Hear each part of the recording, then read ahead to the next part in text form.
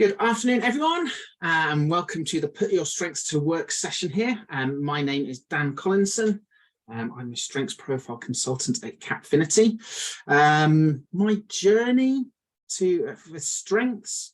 So originally I was a computer programmer, and I got promoted to a position of team leader.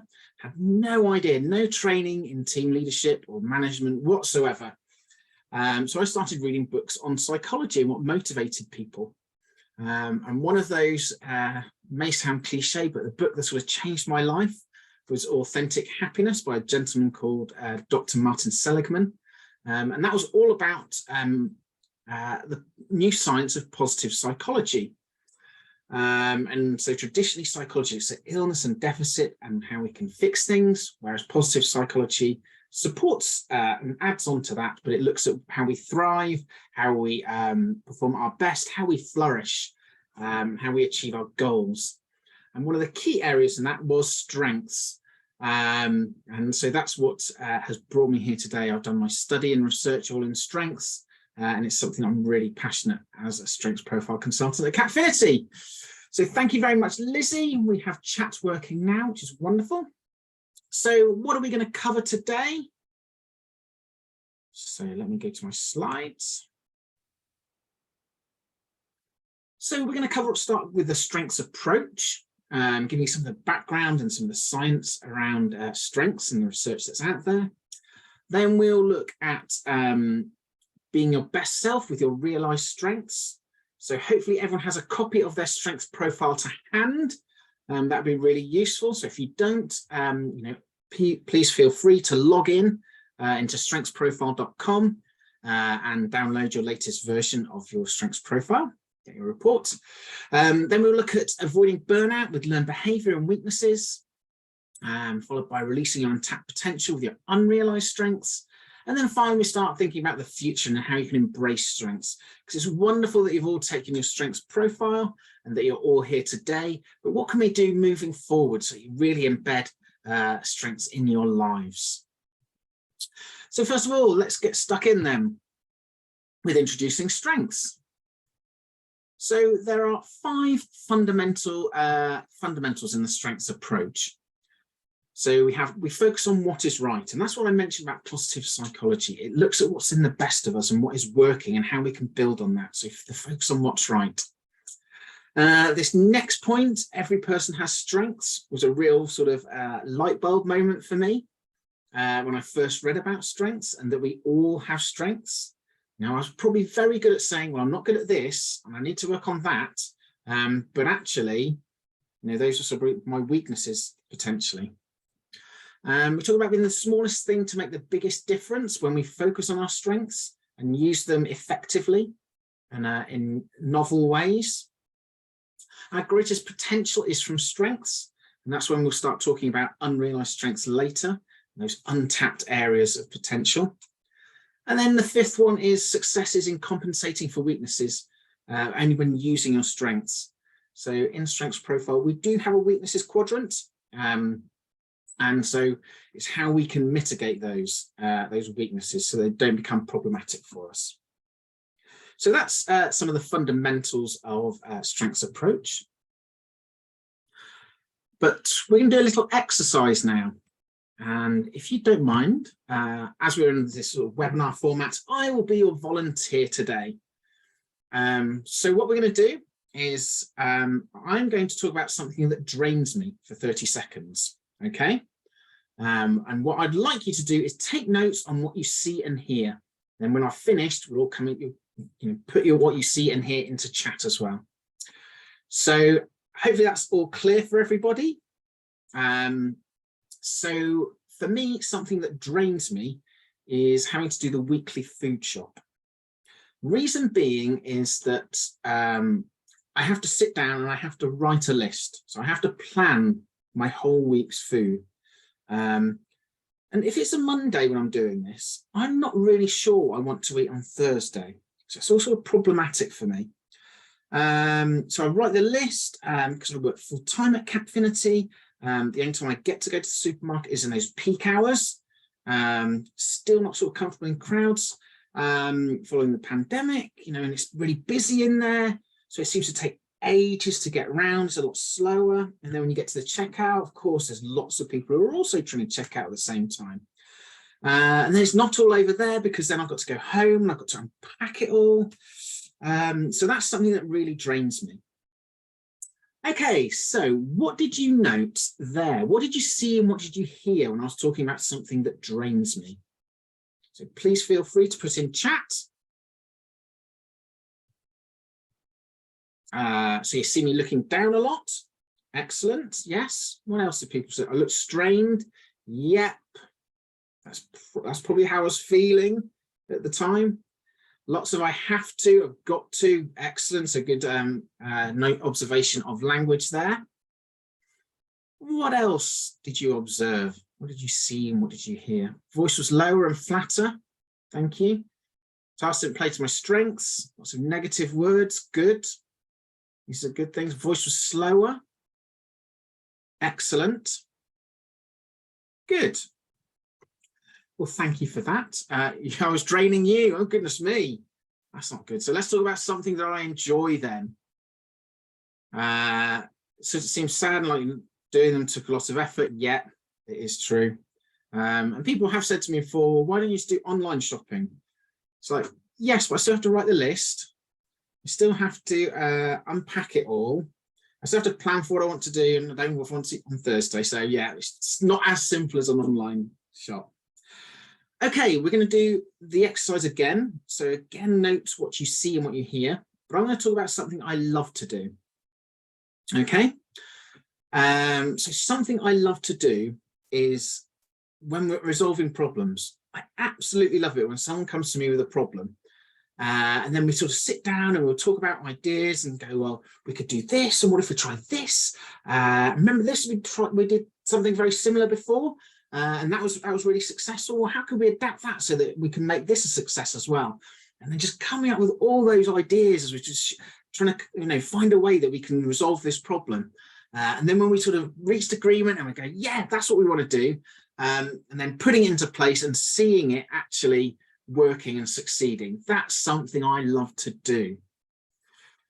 Okay, what did you see and what did you hear this time? So your hands are moving, looking forward and up. Great. What else did you notice?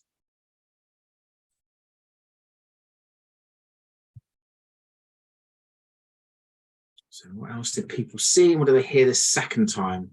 More animated and enthusiastic. Excellent. Excitable face expressions. Yeah, excitement, happy voice and facial expressions. I was more upbeat, smiling, positive and engaged. Very good. Very good. It was the opposite effect on me. You gave your energy. Yes. So I'm glad that I managed to boost your energy there after draining you in the first one. And my eyes were wide open and positive. Very, very well done. So whether you knew it beforehand, you have just demonstrated your strength spotting skills, which is fantastic. So someone else made you smile and laugh a bit too. Good. I'm glad that happened as well. So when I was talking earlier about it's great that you've taken a strengths profile, and it's fab that you're on this session today, really embedding a strengths approach going forward is really important. And strength spotting is one of those things that you can do, and it's quite easy to do, as you've just demonstrated. Now, if you know sort of when someone has shifted from their baseline about things that they, their voice, their expressions, the words, the language that they use, it could be that a strength is at play, or it could be that it's a weakness or learned behavior at play on the flip side. So keep on building those strength spotting skills as you go along. So some of the things to look out for when we're strength spotting, and I think you probably got most of these as well as the group. So the language that people use. So you quite rightly pointed out in the first one is like have tos, musts, shoulds. Whereas actually when some people love to do something, I really enjoy, I get excited by, I love, I like. So notice different patterns in language. When they talk about rich examples and detailed examples, so I had 30 seconds there. I could have probably talked for ages and given really rich and specific examples about problem solving. However, on the flip side, I don't think I could talk for much more than 30 seconds about doing my weekly shot. So look for those rich examples, because when they are more detailed and rich, that could be where a strength is at play for someone.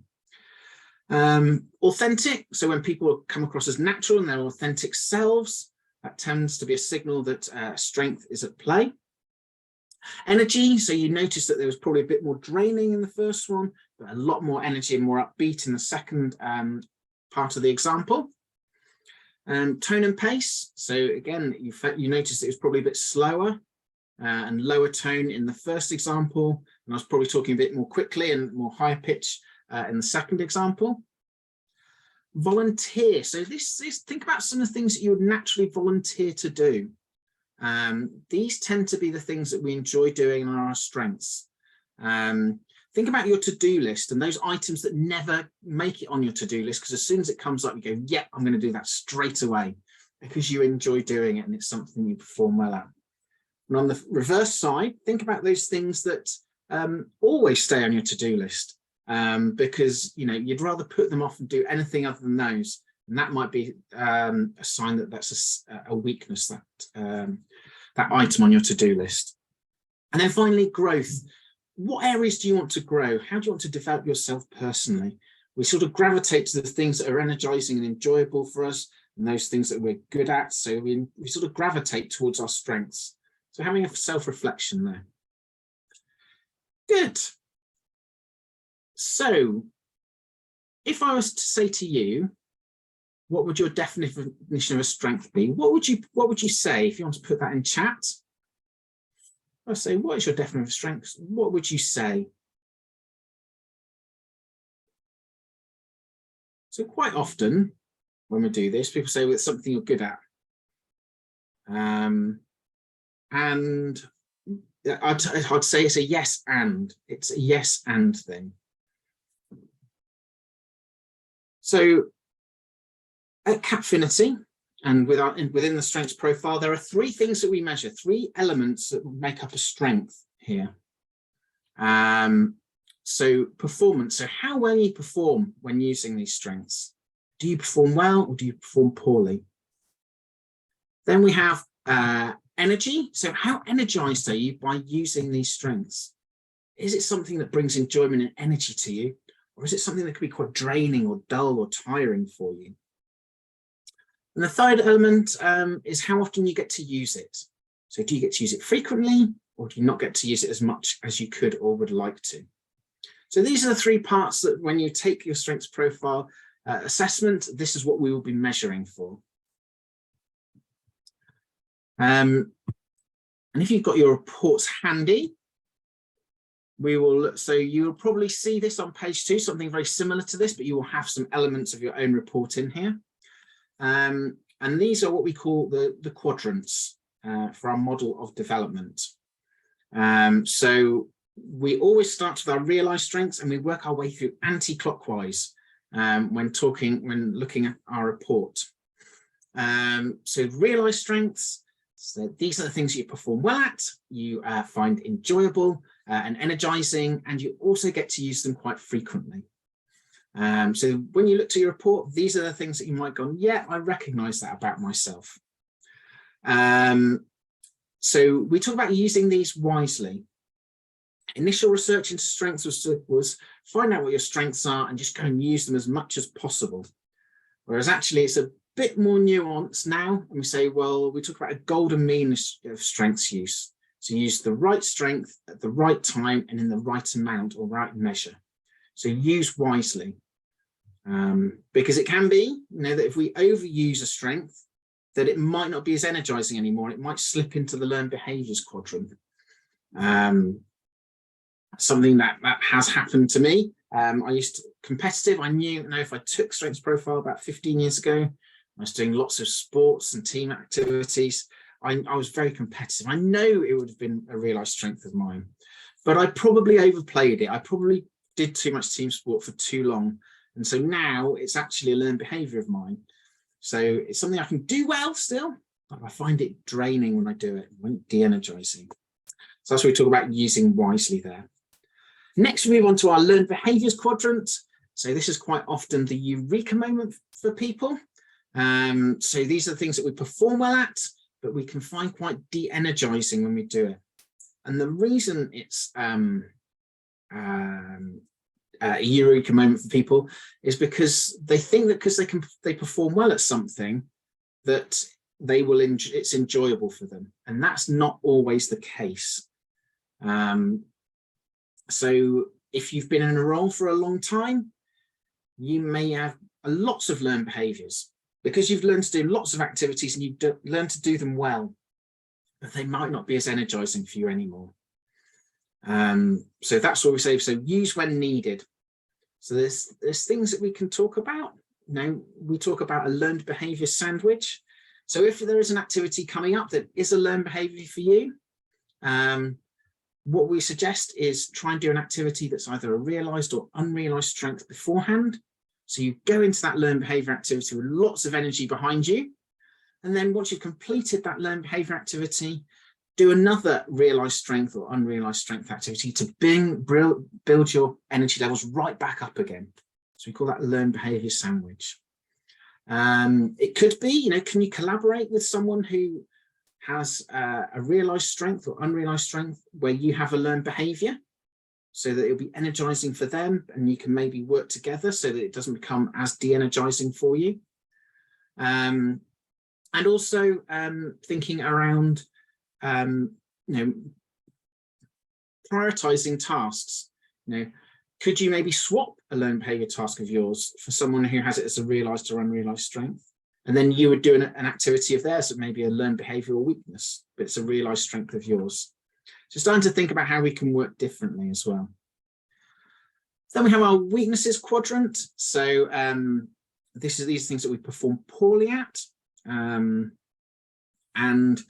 we talk about, when we look at the weaknesses quadrant, are any of them goal or career critical? If they're not, we tend not to worry about them too much. If they are, what things can we do? What can we do to mitigate those? Could it be that we combine it with a strength of ours? So I'll give you an example.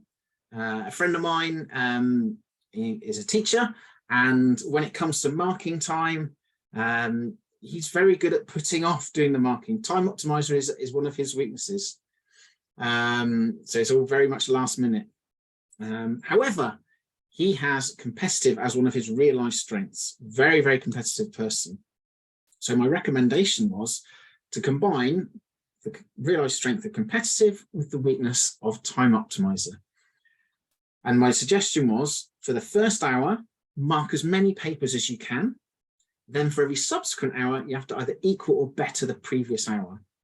So it doesn't mean that he necessarily was energized by the task as much as it would just be purely competitive, but he gets the work done more effectively now. Then we have finally our unrealized strengths quadrant, and this is one people get most excited about, because these are things that we perform well at, we find energizing when we do them, but we just don't get that opportunity to use them as frequently. So we talk about using them more. So finding out different ways that you can use those unrealized strengths more. This is a great area for untapped potential. So people get very excited about this quadrant, and rightly so. And rightly so, because we talk about this where we can actually really accelerate our personal development in this quadrant. So that's the 4 quadrants. Just looking at some of the organizations that are starting to adopt a strengths approach. So national and multinational organizations that are realizing the benefits of taking a strengths approach. So let's look at what's in it for you. And so the benefits, and this is from research carried out into strengths use. People are more happier and more confident when they get to use their strengths well. They have higher energy and increased productivity. So if you think about if you're using your realized and unrealized strengths more, that you're going to be have that more energy and be more productive. There's reduced stress and increased resilience. People, so at the moment, so quite a big thing that people are being signed off long term due to burnout. So if we can manage that and mitigate that, all the better for the individuals, but also for the organisations. You're more likely to achieve your goals and develop faster in areas of strength.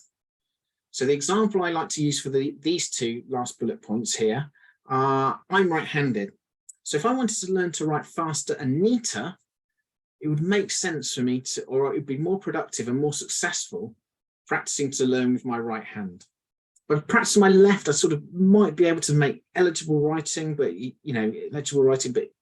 would be very difficult and draining for me, and it might be difficult for you to try and read my writing.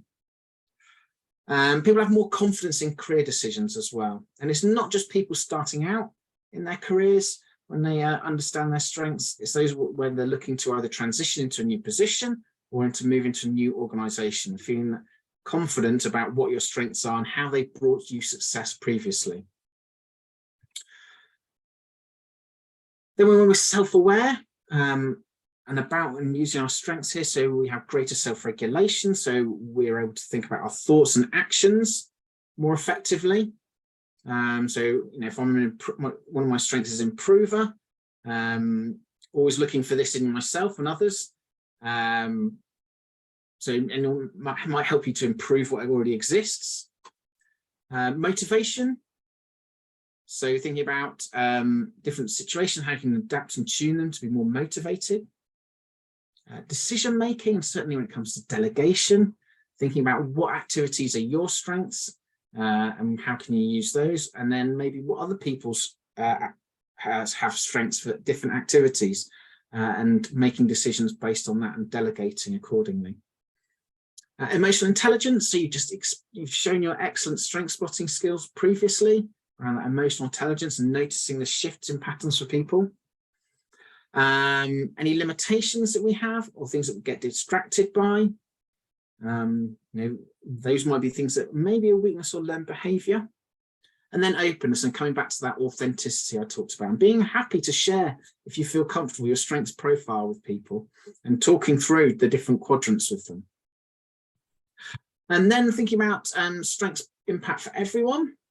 So in teams, productivity is 12.5% higher when they take a strengths approach.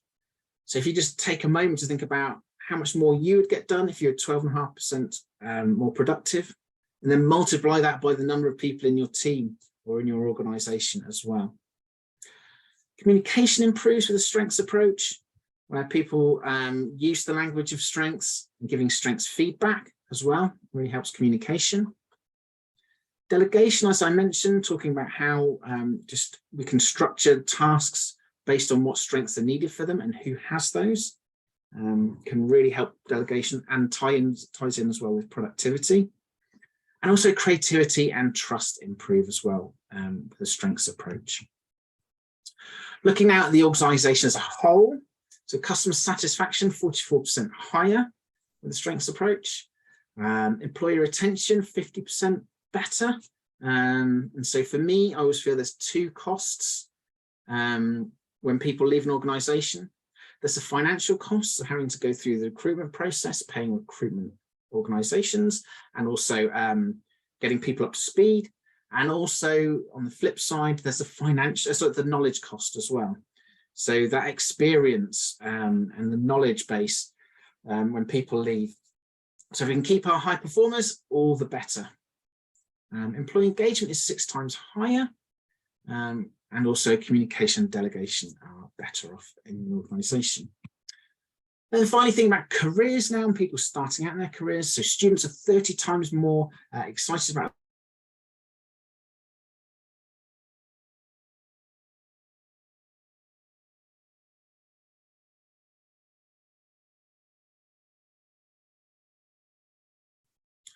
So let's move on to taking action with your strengths. So this is the moment where your strengths profile handy so that we can share some of our reflections in chat.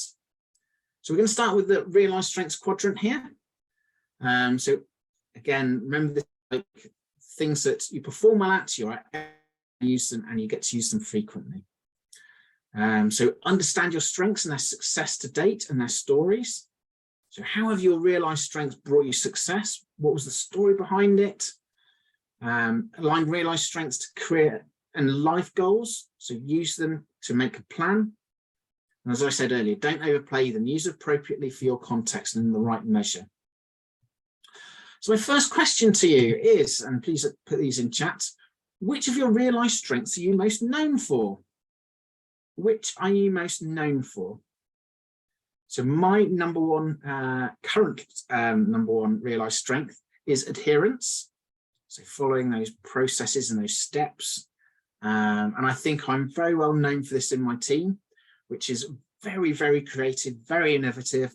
And so yes, me sort of going, okay, let's get the process in place now. These are all brilliant ideas. So I'm known for adherence. So if you want to put it into chat, what you are most known for when you look at your realized strengths quadrant. Let's see what you can all come up with. And don't be shy. So we've got an enabler here. Good. So really known for helping others and giving others opportunities. Connector. Great. So bringing in people who would really work well together. Another fantastic strength to be known for. What else? So we've got creativity. Fantastic. Humility. Humility actually is the global number one realized strength. Quite often it interchanges with pride. They sort of vie for 1 and 2 positions. So humility is the world's number one realized strength. So you're in good company there. Okay, what else are people known for?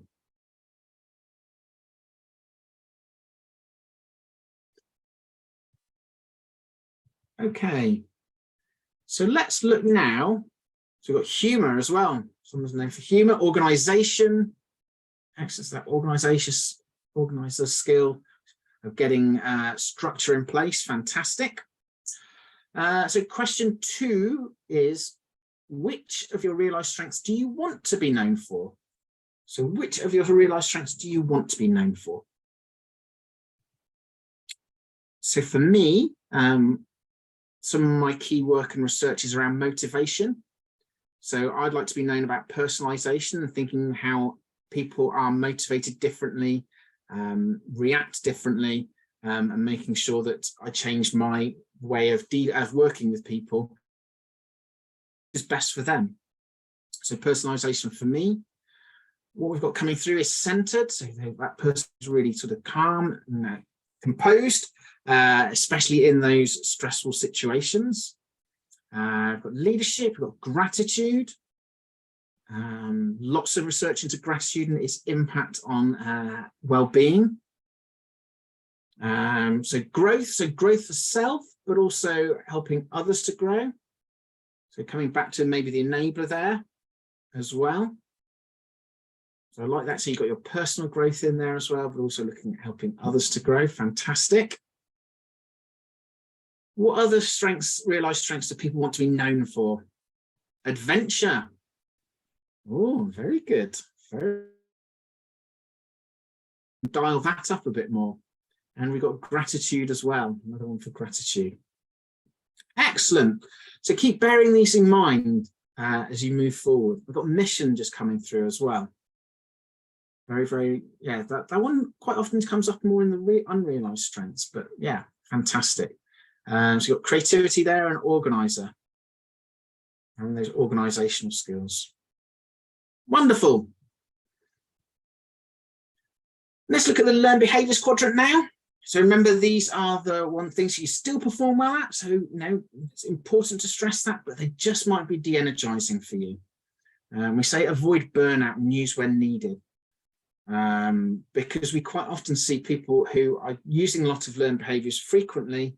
That's where there's a danger of burnout because they're draining themselves every time they're using them. So we say explore the use and energy. How much are you doing it and how does it drain you? Reflecting on that. Complete in between things you enjoy to manage your energy. When I was talking about the learned behavior sandwich. Is it career or goal critical? If it's not, okay, fine, don't need to concern ourselves too much. But if it is, could we find a complementary partner to work with? You may have it as a realized or unrealized strength, or maybe use a strength to support you in that. So the global #1 learned behavior is work ethic.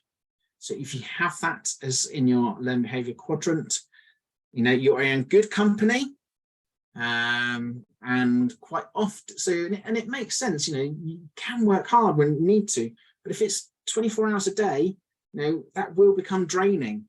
So it makes sense. And quite often we find that people who have learned a learned behavior of work ethic, it may be due to them having a good work-life balance as well. So my learned behavior question to you is, what learned behavior is the most draining for you? What is the most draining for you? So for me, it would probably be rapport builder. So when it comes to those networking events beforehand, yeah, I know my energy levels are starting to dip, and even throughout, you know, I can do it and I do it really well, you know, building rapport with people. But at the end of the networking event, people said, "Oh, should we all go out now?" It's like, no, I just need to go and relax and build my energy back up again, probably by being on my own rather than surrounded by other people. So what are people coming through? So you've got writer coming through, detail. That's quite, you know, globally, that's quite a high one, detail is. Work ethic has led to burnout. So again, just make sure you manage you know, that learned behavior moving forward. Work ethic in there as well, so perfectionist, competitive, good, and strategic awareness. So maybe sometimes you just want to get on with things rather than, you know, get into the detail. Patience, good. So just now start to be mindful of these things that you're mentioning here and these strengths. And when you're having to do activities that are that do require you to use them, that they are going to be draining at the same time. So second question on learned behaviors is, how will you manage this now? So how will you manage this now?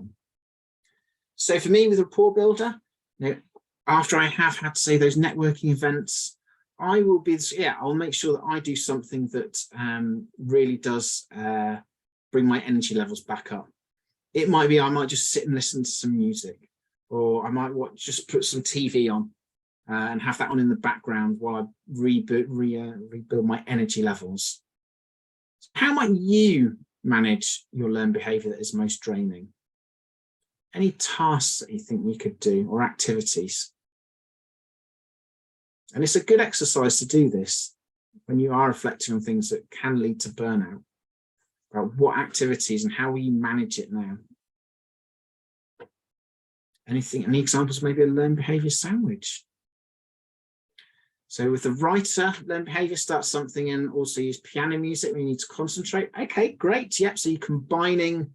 So even when you have to do that writing, you're using music to actually help you work through it. Excellent. And with detail, ask a colleague to check tasks that require detail. There's people out there who love detail, are really excellent at it. One of my colleagues who's on the session loves detail and is excellent at going through and checking things. So really good example there you put forward. Find something else to do and set a deadline and stop being patient. Yeah. And you can dial up the action strength there. Good. So we'll move on to the weaknesses quadrant now. So say, explore if it's career critical or goal critical, or having an impact. If it's not, don't worry about it. Let's move on. If it is, what can we do? So focus on the result you want, and then use strengths to compensate. So think about the example of my friend, the marking and time optimizer weakness, how competitive helped him to, you know, overcome it there and compensate. And ask for help, be honest about it. You know, there will be things that we all perform not so well at, and it's okay and to get support as well. So question for you is, which strengths would compensate for a career critical weakness? Which strengths could compensate for a career critical weakness? So for my colleague, yeah, Time Optimizer was career critical, or my friend, should I say. And yeah, using that competitive strength really did help him compensate in that situation. So we've got courage is your weakness. So which strength could you, from your profile, could you combine with courage so that it didn't become as much of a weakness?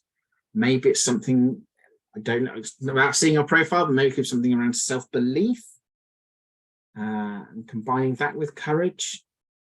Yeah, so courage with mission. Yeah, great. Thanks for that example. Which other ones might you compensate for? So we've got 2 people with courage here in the weakness quadrant. And so globally, the #1 weakness is Time Optimizer, which it wasn't always. So this is something that is a new #1 global weakness. So it's looking at weaknesses: courage, strengths of gratitude, humor, and rapport builder. Okay, so thinking about situations where you may need to take, may need to show courage, it's building rapport with other people to help you go through that situation. Maybe adding in some humor so it doesn't take some of the seriousness out of it. And then when you've succeeded, showing gratitude, or even showing during the journey of your courage, showing gratitude to the people around you who are supporting you and encouraging as well, because that could be a way of helping you there. Good. Any other things with any other examples people think about which strengths they could compensate for a career critical weakness? If not, we will move on. So we'll get to the exciting one, the unrealized strengths. So your potential, release your future. So explore your reactions and motivations, focus on the love tos, not the should dos. So your unrealized strengths are things that you perform well at, you find energizing, you just don't get the opportunity to use them as frequently. Find opportunities to expand and grow and gain experience. Maybe it is coming back to volunteering, to do some activities that allow you to use your unrealized strengths, gain experience of using them and developing yourself. And set yourself development goals that energize you. So focusing on those unrealized strengths and finding novel ways to use them more effectively.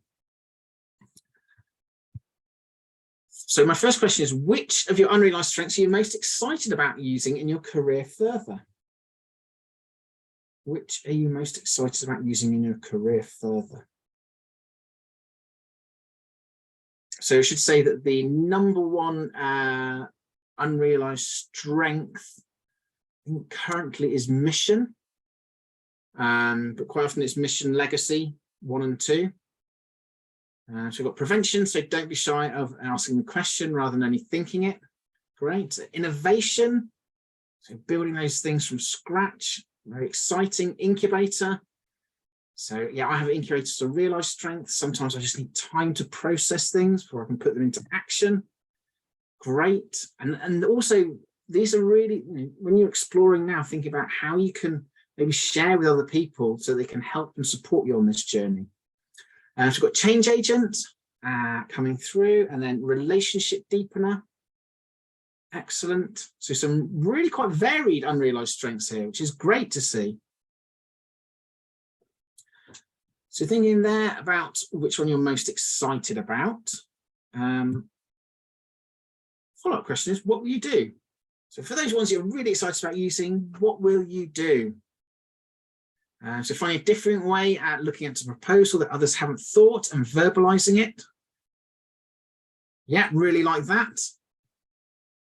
So it could be a mixture of counterpoint in there, innovation, creativity, a narrator when it comes to verbalizing it. So what else will people do? Schedule thinking time, great. Scheduling, so I know something simple as like scheduling half an hour just to have that thinking time. Can make the world of difference. So for me, I think one I'm most excited about is organizer and getting a structure in place for how things are going to work. And then I can combine that with my adherence and get the process in place as well. So I've got the structure and then the process. What else is coming through? So share ideas with colleagues more openly. That's great, yeah. So maybe some of the authenticity coming through there, but also the innovation.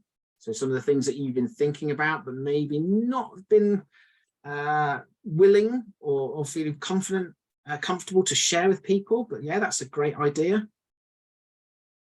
Any other things that people are coming through with what they'll do about the unrealized strength they're excited about?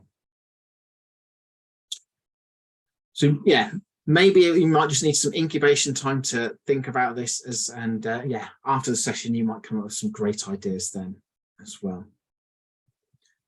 But let's look at our strengths families. So in strengths profile, we have 5 strengths families, the being, communicating, motivating, relating, and thinking families. So based on the current data, the most common in the being family is humility, with the least common being courage. And these are global trends that we're talking about here. In the communicating family, explainer is the top one, the most common, and narrator is the least common. In the motivating family, we have improver as the most common and work ethic as least common. In the relating family, relationship deepen is most common, with enabler being the least. So I think some of you had enabler as one of your realized strengths there. And then finally, in the thinking family, resolver is the most common and time optimizer the least. So just giving you a reflection of some of the latest data that we have out there, and some of the data we're gathering as well.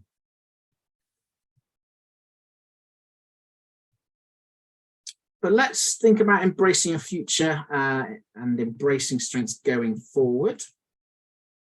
So I think the majority of you will taken the free starter profile. But in our introductory and expert profiles, we do have more information. So we have a career guide section where you can review your preference and motivation. If you do have a profile with a career guide in it, just important to know they are in alphabetical order. That's how they're ranked alphabetically. Think about how you can gain experience in new areas. Consider how sectors could combine. So it might be that marketing is one of your top, is in your career suggestions, but you're actually in IT. And then thinking, well, hang on, are there marketing organizations where I could work in their IT department? So how you're combining the sectors there. Set yourself development goals today and for the future based on your career aspirations and the career guide. And then think about which strengths would help your development, which will the occupations and the sectors will allow you to use your top strengths. So we say it's a guide for reflection, conversation, research, and direction. So it's a real good starting point to think around your careers and how strengths can have a real impact for the good in your career. Again, in the introductory and expert profiles, we do have a section called Your Potential, which looks at your unrealized strengths and gives you a bit more detailed advice and guidance about how you might want to use them more frequently. What are some of the scenarios that you could use your unrealized strengths to bring you greater success and really fulfill your potential? So that helps you set goals and development potential inside you by thinking, okay, how can I use this unrealized strength more and more effectively? And as a result of bringing more energy into your life, thinking about doing those activities that really energize you. In organizations, can use it for onboarding and thriving in a new role for yourself. If you're happy to think about the activities you'll have to do and tasks, and how you can use your unrealized strengths to help you achieve those goals. And if you're happy to share your profile, share it with your colleagues, so they get to understand you a little bit better, what you perform at and what energizes you. So they're sharing with others. Use it to gain experience and new opportunities and careers. And volunteering for which activities will allow you to use your unrealized strengths more, or areas you'd like to grow. and reflecting on that, and know how you can make a difference in the future, being your best self, the best version of yourself going forward. So that's your potential.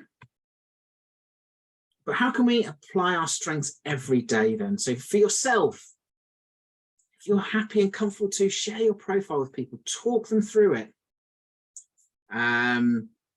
Use the language of strengths. If you've spotted, done some strength spotting, feedback to someone. Oh, I saw you. You did a really great job of explaining that really complicated piece of information to the rest of the team. Use the strengths language. Review the tips in your profile and think about how you can incorporate those into your goals, but also into your day-to-day life. So set energizing goals and objectives. So think about your realized strengths and unrealized strengths, and really use those as the focus of your goals and how you can use those to help you succeed. And my example earlier about, if I want to learn to write faster and neater, then I set my goal of writing, practicing my right hand to help me achieve my goal there. If you're a team member, as part of a team, carry on those excellent strength spotting skills that you demonstrated at the start of the session. So noticing when there are changes from the normal, of language, examples, tone and pace, energy, all of those types of things. If there's a difference, could it be that something might be de-energizing for someone or that they perform poorly at? And on the flip side, could it be something that they really energize at and they perform well at? So looking out for those and using your strength spotting skills. Thinking about complementary partnering on tasks. If you've got to do an activity that is a learned behavior or weakness of yours, is there someone who has it as one of their realized or unrealized strengths? And can you work together on a task?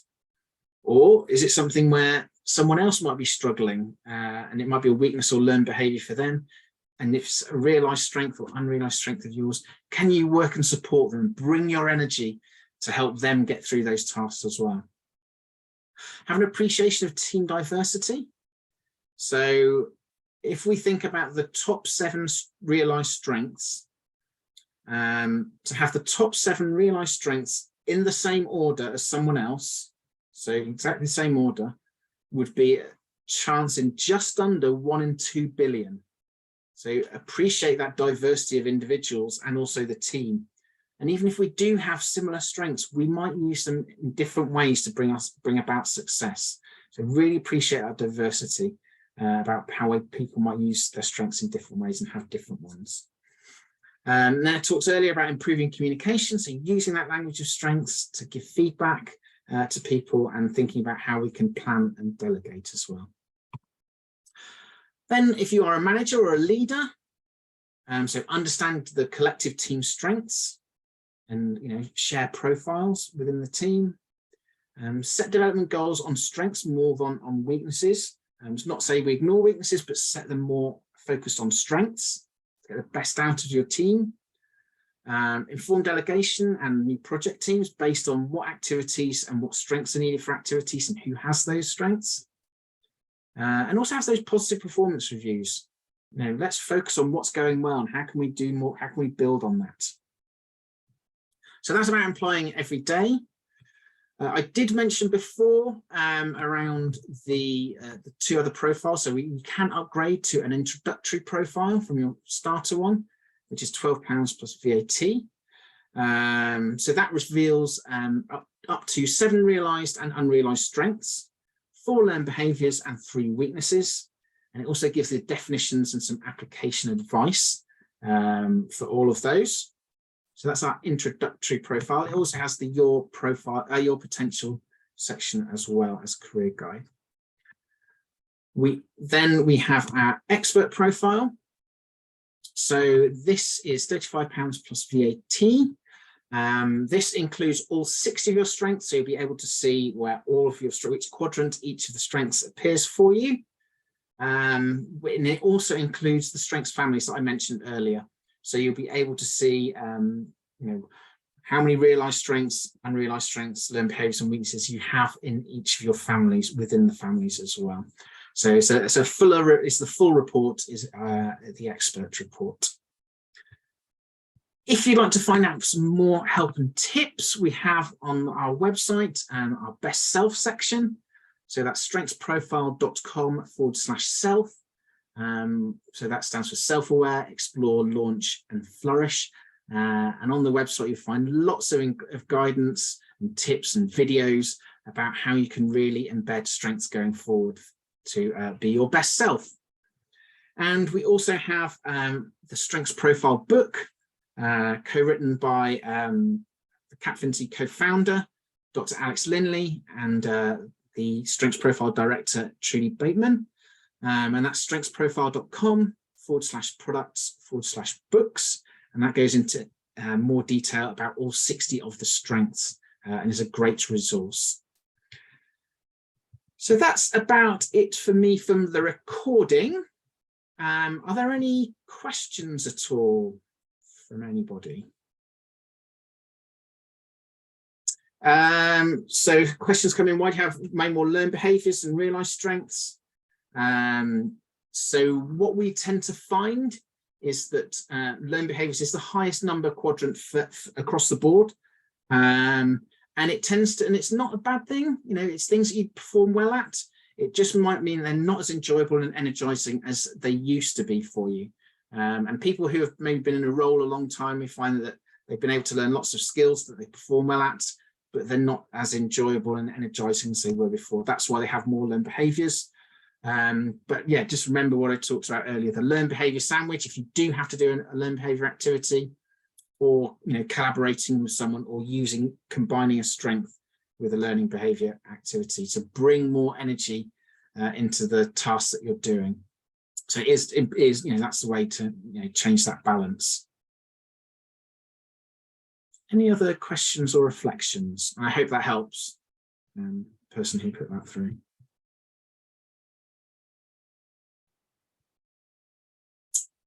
Okay, so just before we'll stop recording now, and then I'll just have one more thing to mention.